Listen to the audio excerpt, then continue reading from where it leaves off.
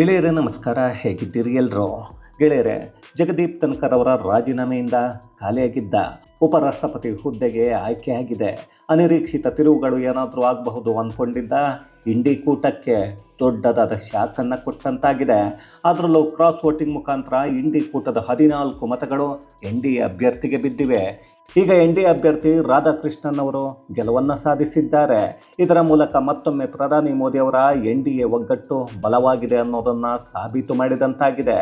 ಆದರೆ ಇಂಡಿ ಕೂಟ ಮಾತ್ರ ತನ್ನ ಮತಗಳನ್ನೇ ಉಳಿಸಿಕೊಳ್ಳೋದಕ್ಕೂ ಯೋಗ್ಯತೆ ಇಲ್ಲದ ಹಾಗೆ ಆಗೋಗಿದೆ. ಹಾಗಾದರೆ ಹೇಗಿತ್ತು ಚುನಾವಣಾ ಕಣ? ಹೊಸ ಉಪರಾಷ್ಟ್ರಪತಿ ಯಾರು? ಅವರ ವೇತನ ಎಷ್ಟು? ಅವರಿಗೆ ಸಿಗೋ ಸೌಲಭ್ಯಗಳೇನು? ಕಾಂಗ್ರೆಸ್ಗೆ ಈ ಸೋಲು? ಇಲ್ಲಿ ಯಾರ ವಿರುದ್ಧ ಆರೋಪವನ್ನು ಮಾಡ್ತೀರಿ ಅಂತ ಕೇಳಿದ ಹಾಗಿತ್ತು. ಇಲ್ಲಿಯವರೆಗೂ ಇಂಡಿ ಕೂಟದ ನಾಯಕರು EVM ಮತ್ತು ಚುನಾವಣಾ ಆಯೋಗ ಸರಿ ಇಲ್ಲ ಅಂತ ಹೇಳ್ತಾ ಇದ್ವು. ಈಗ ಏನಂತಾರೆ ಎಲ್ಲವನ್ನ ಈ ವಿಡಿಯೋದಲ್ಲಿ ನೋಡ್ಕೊಂಡು ಬರೋಣ ಬನ್ನಿ. ಗೆಳೆಯರೇ, ಉಪರಾಷ್ಟ್ರಪತಿ ಚುನಾವಣೆಯಲ್ಲಿ ಮೊದಲೇ ನಿರೀಕ್ಷೆಯನ್ನು ಮಾಡಿದ್ದಂತೆ NDA ಅಭ್ಯರ್ಥಿ CP ರಾಧಾಕೃಷ್ಣನ್ ವಿಜಯಶಾಲಿಯಾಗಿದ್ದಾರೆ. ಸೋಲು ಕಟ್ಟಿಟ್ಟ ಬುತ್ತಿ ಅನ್ನೋದು ಗೊತ್ತಿದ್ರೂ ಒಂದು ಬಾರಿ ಅದೃಷ್ಟ ಪರೀಕ್ಷೆಯನ್ನು ಮಾಡೇ ಬಿಡೋಣ ಅಂತ ಅಖಾಡಕ್ಕೆ ಇಳಿದಿದ್ದ ಇಂಡಿ ಕೂಟದ ಅಭ್ಯರ್ಥಿ B ಸುದರ್ಶನ್ ರೆಡ್ಡಿ ಸೋಲನ್ನು ಅನುಭವಿಸಿದ್ದಾರೆ. ಚುನಾವಣೆಯಲ್ಲಿ ತಮಿಳುನಾಡು ಮತ್ತು ಆಂಧ್ರ ಪ್ರದೇಶದವರು ಚುನಾವಣಾ ಕಣಕ್ಕೆ ಇಳಿದಿದ್ದರಿಂದ ಇದನ್ನು ದಕ್ಷಿಣ ದಂಗಲ್ ಅಂತಾನೆ ಕರೆಯಲಾಗ್ತಾ ಇತ್ತು. ಈ ಚುನಾವಣೆಯಲ್ಲಿ NDA ಯಾವುದೇ ತಪ್ಪುಗಳನ್ನು ಮೋದಿ ಸರ್ಕಾರ ಮಾಡಿಕೊಂಡಿಲ್ಲ, ಅದಕ್ಕೆ ಆಸ್ಪದವನ್ನು ಕೊಡಲಿಲ್ಲ. ಈ ಚುನಾವಣೆ ಕೇವಲ ಸಂಖ್ಯಾಬಲದ ಮೇಲೆ ಆಧಾರ ಆಗಿರಲಿಲ್ಲ, ಬದಲಾಗಿ ಪ್ರಧಾನಿ ಮೋದಿ ಅವರ ಶಕ್ತಿ ಮತ್ತು NDA ಅದೆಷ್ಟು ಶಿಸ್ತುಬದ್ಧವಾಗಿದೆ ಅನ್ನೋದನ್ನು ತೋರಿಸೋ ಉದ್ದೇಶವನ್ನು ಹೊಂದಿತ್ತು.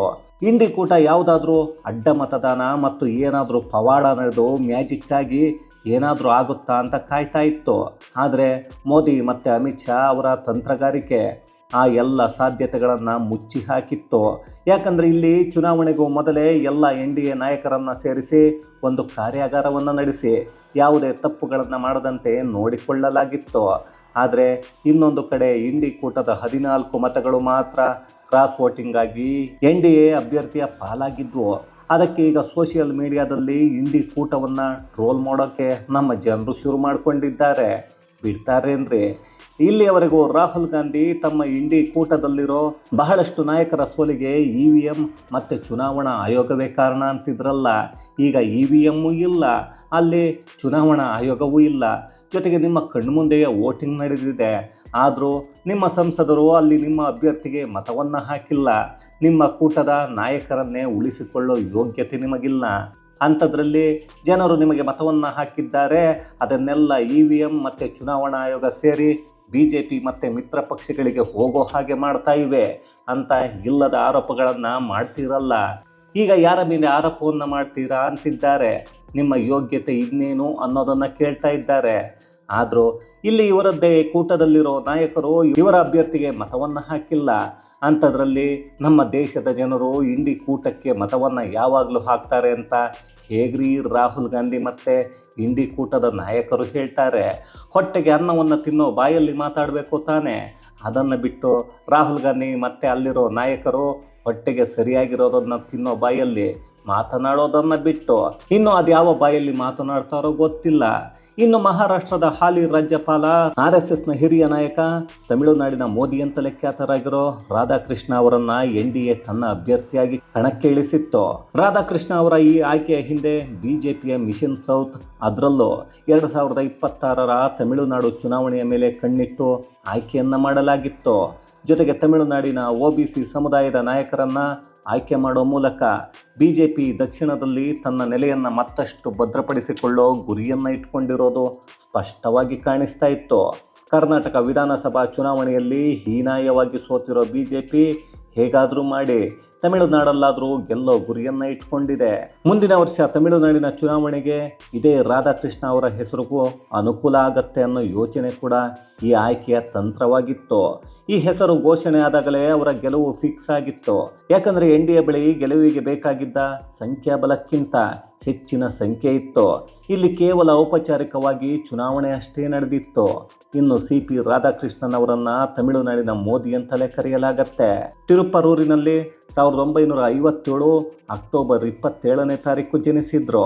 ತಮ್ಮ ಚಿಕ್ಕ ವಯಸ್ಸಿಂದಲೇ RSS ಸಿದ್ಧಾಂತಗಳಿಗೆ ಪ್ರೇರಿತವಾಗಿ ಅದರಲ್ಲಿ ಸ್ವಯಂ ಸೇವಕರಾಗಿದ್ದರು. BBA ಪದವಿಯನ್ನು ಪಡೆದಿರೋ ಇವರು ತಮಿಳುನಾಡಿನ BJPಯನ್ನು ತಳಮಟ್ಟದಲ್ಲಿ ಕಟ್ಟಿದ ಪ್ರಮುಖ ನಾಯಕರಲ್ಲಿ ಒಬ್ಬರು ಅನ್ನಿಸಿಕೊಳ್ತಾರೆ.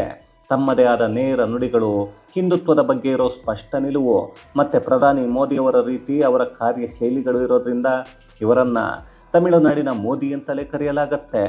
1998 ಮತ್ತು 1999ರಲ್ಲಿ ಸತತವಾಗಿ ಕೊಯಮತ್ತೂರು ಲೋಕಸಭಾ ಕ್ಷೇತ್ರದಿಂದ ಗೆದ್ದು BJPಯ ಖಾತೆಯನ್ನು ತೆರೆದಿದ್ದರು.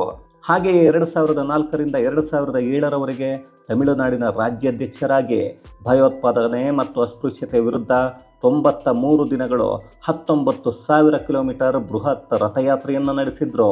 ಇನ್ನು ರಾಧಾಕೃಷ್ಣ ಅವರ 40 ವರ್ಷಗಳ ರಾಜಕೀಯ ಜೀವನದಲ್ಲಿ ಕೆಲವೊಂದು ಹುದ್ದೆಗಳನ್ನು ನಿರ್ವಹಿಸಿದ್ದಾರೆ. ಸಂಸದರಾಗಿದ್ದಾಗ ಅವರು ಜವಳಿ ಸಂಸದೀಯ ಸ್ಥಾಯಿ ಸಮಿತಿಯ ಅಧ್ಯಕ್ಷರಾಗಿದ್ದರು. ಜೊತೆಗೆ ಅವರು ಸಾರ್ವಜನಿಕ ವಲಯದ ಉದ್ಯಮಿಗಳ ಸಂಸದೀಯ ಸಮಿತಿ ಮತ್ತು ಹಣಕಾಸು ಸಲಹಾ ಸಮಿತಿಯ ಸದಸ್ಯರಾಗಿದ್ದರು. ಇನ್ನು ಷೇರು ಮಾರುಕಟ್ಟೆ ಹಗರಣದ ತನಿಖೆಯನ್ನು ನಡೆಸಿದ ಸಂಸದೀಯ ವಿಶೇಷ ಸಮಿತಿಯ ಸದಸ್ಯರಾಗಿ ಕೂಡ ಕೆಲಸವನ್ನು ಮಾಡಿದರು. 2004ರಲ್ಲಿ ರಾಧಾಕೃಷ್ಣ ಅವರು ಸಂಸದೀಯ ನಿಯೋಗದ ಭಾಗವಾಗಿ ವಿಶ್ವಸಂಸ್ಥೆಯ ಸಾಮಾನ್ಯ ಸಭೆಯನ್ನು ಉದ್ದೇಶಿಸಿ ಭಾಷಣವನ್ನು ಮಾಡಿದರು. ತೈವಾನ್ಗೆ ಭೇಟಿ ನೀಡಿದ್ದ ಮೊದಲ ಸಂಸದೀಯ ನಿಯೋಗದ ಸದಸ್ಯರಾಗಿದ್ದವರು ಇದೇ ರಾಧಾಕೃಷ್ಣನ್. 2016ರಲ್ಲಿ ಕೊಚ್ಚಿಯ ಕೊಯಿರ್ ಬೋರ್ಡ್ ಅಧ್ಯಕ್ಷರಾಗಿ ನೇಮಕ ಆಗಿದ್ರು. ನಂತರ ಕೇರಳ BJPಯ ಉಸ್ತುವಾರಿಯಾಗಿ ಸೇವೆಯನ್ನು ಸಲ್ಲಿಸಿದ್ರು. ಅದಾದ ನಂತರ 2023ರಲ್ಲಿ ಜಾರ್ಖಂಡ್ನ ರಾಜ್ಯಪಾಲರಾಗಿದ್ದರು. ಮೊದಲ 4 ತಿಂಗಳಲ್ಲಿ ಜಾರ್ಖಂಡ್ನ 24 ಜಿಲ್ಲೆಗಳಿಗೆ ಪ್ರಯಾಣವನ್ನು ಬೆಳೆಸಿ ಸಂವಾದವನ್ನು ನಡೆಸಿದರು. ಮುಂದೆ 2024ರಲ್ಲಿ ತೆಲಂಗಾಣ ಮತ್ತು ಪುದುಚೇರಿಯ ಹೆಚ್ಚುವರಿ ಜವಾಬ್ದಾರಿಯನ್ನು ನಿಭಾಯಿಸಿದರು. ಇತ್ತೀಚೆಗೆ ಮಹಾರಾಷ್ಟ್ರದ ರಾಜ್ಯಪಾಲರಾಗಿ ನೇಮಕ ಕೂಡ ಆಗಿದ್ದರು. ಬಡವರ ಸಬಲೀಕರಣಕ್ಕಾಗಿ ತಮ್ಮನ್ನು ತಾವು ಅರ್ಪಿಸಿಕೊಂಡಿರೋ ಮಾನವತಾವಾದಿ ಅಂತ ಇವರನ್ನು ಕರೆಯಲಾಗತ್ತೆ. ಇವರ ಸುತ್ತಲೂ ಇಲ್ಲಿಯವರೆಗೂ ಯಾವುದೇ ವಿವಾದಗಳು ಇಲ್ಲ. ಅದೇ ಅಪರೂಪದ ಸಾಧನೆ ಅನ್ನೋದನ್ನು ಹೇಳಬಹುದು. ಯಾಕಂದರೆ ಇತ್ತೀಚಿನ ದಿನಗಳಲ್ಲಿ ಯಾವುದೇ ನಾಯಕ ಆದರೂ ವಿವಾದಗಳನ್ನೇ ಮೈ ಮೇಲೆ ಎಳೆದುಕೊಳ್ಳೋದ್ರ ಮಧ್ಯೆ ಇಂತಹ ವ್ಯಕ್ತಿ ಅಪರೂಪ ಅನ್ನೋದನ್ನೇ ಹೇಳಬಹುದು. ಗೆಳೆಯರೆ, ಇನ್ನು ಉಪರಾಷ್ಟ್ರಪತಿಗಳಿಗೆ ಸಿಗೋ ಸಂಬಳ ಮತ್ತು ಸೌಲಭ್ಯಗಳನ್ನು ನೋಡೋದಾದರೆ ಉಪರಾಷ್ಟ್ರಪತಿಗಳು ರಾಜ್ಯಸಭೆಯ ಸಭಾಪತಿಗಳು ಆಗಿರೋದ್ರಿಂದ ಅವರಿಗೆ ರಾಜ್ಯಸಭಾ ಸ್ಪೀಕರ್ನ ಸಂಬಳ ಮತ್ತು ಭತ್ಯೆಗಳು ಸಿಗುತ್ತವೆ. ಇವರ ಮಾಸಿಕ ಸಂಬಳ 4 ಲಕ್ಷ ರೂಪಾಯಿ. 1,25,000 ರೂಪಾಯಿ ಇದ್ದ ವೇತನವನ್ನು 2018ರಲ್ಲಿ ಹೆಚ್ಚಿಸಲಾಗಿತ್ತು. ಅದರ ಜೊತೆಗೆ ವಾಸ್ತವಕ್ಕೆ ದೆಹಲಿಯ ಉಪರಾಷ್ಟ್ರಪತಿ ಭವನ ಸಿಗತ್ತೆ. ಸಂಪೂರ್ಣವಾಗಿ ವೈದ್ಯಕೀಯ ಚಿಕಿತ್ಸೆ, ಉಚಿತ ರೈಲು ಮತ್ತು ವಿಮಾನ ನಿಲ್ದಾಣ, ಜೊತೆಗೆ ಭದ್ರತಾ ಸಿಬ್ಬಂದಿಯನ್ನು ಕೊಡಲಾಗತ್ತೆ. ನಿವೃತ್ತಿಯ ನಂತರ ಸಂಬಳದ 50ರಷ್ಟು ಪಿಂಚಣಿ ಕೂಡ ಸಿಗತ್ತೆ. ಭಾರತದ ಉಪರಾಷ್ಟ್ರಪತಿಗಳು ಕೆಲವೊಂದು ಅಧಿಕಾರಗಳನ್ನು ಹೊಂದಿರ್ತಾರೆ. ಇವರು ರಾಜ್ಯಸಭೆಯ ಸಭಾಪತಿಗಳಾಗಿದ್ದು ಇಲ್ಲಿ ಅವರು ಲೋಕಸಭಾ ಸ್ಪೀಕರ್ಗೆ ಸಮಾನವಾದ ಅಧಿಕಾರ ಮತ್ತು ಕಾರ್ಯಗಳನ್ನು ನಿರ್ವಹಿಸ್ತಾರೆ. ರಾಜ್ಯಸಭೆಯ ಅಧಿವೇಶನಗಳ ಅಧ್ಯಕ್ಷತೆಯನ್ನು ವಹಿಸಿಕೊಳ್ತಾರೆ. ರಾಷ್ಟ್ರಪತಿಗಳ ನಿಧನ, ಅಧಿಕಾರ ಪತನ, ಯಾವುದೇ ಕಾರಣದಿಂದ ಖಾಲಿಯಾದಾಗ ಅಥವಾ ಅವರ ಅನುಪಸ್ಥಿತಿಯಲ್ಲಿ ಅವರ ಕಾರ್ಯವನ್ನು ಇದೇ ಉಪರಾಷ್ಟ್ರಪತಿಗಳು ಭಾರತದ ಹಂಗಾಮಿ ರಾಷ್ಟ್ರಪತಿಗಳಾಗಿ ನಿರ್ವಹಿಸಬೇಕಾಗತ್ತೆ. ಇದನ್ನು ಗರಿಷ್ಠ 6 ತಿಂಗಳವರೆಗೂ ಸೀಮಿತಗೊಳಿಸಲಾಗಿದೆ. ಇದೇ ಸಮಯದಲ್ಲಿ ರಾಜ್ಯಸಭಾ ಸಭಾಪತಿಗಳ ಕರ್ತವ್ಯಗಳನ್ನು ನಿರ್ವಹಣೆಯನ್ನು ಮಾಡಲ್ಲ. ಒಟ್ಟಿನಲ್ಲಿ ಇದು ದೇಶದ 2ನೇ ಅತ್ಯುನ್ನತ ಹುದ್ದೆಗೆ ರಾಧಾಕೃಷ್ಣ ಅವರು ಆಯ್ಕೆಯಾಗಿದ್ದಾರೆ. ಅಲ್ಲಿ ಏನಾದರೂ ಮ್ಯಾಜಿಕ್ ನಡಿಬಹುದು ಅಂತ ಕಾಯ್ತಾ ಇದ್ದ ಇಂಡಿ ಕೂಟಕ್ಕೆ ಹಿನ್ನಡೆ ಅನ್ನಬೇಕೋ ಅಥವಾ ಮುಖಭಂಗ ಆಗಿದೆ ಅನ್ನಬೇಕೋ ಗೊತ್ತಿಲ್ಲ.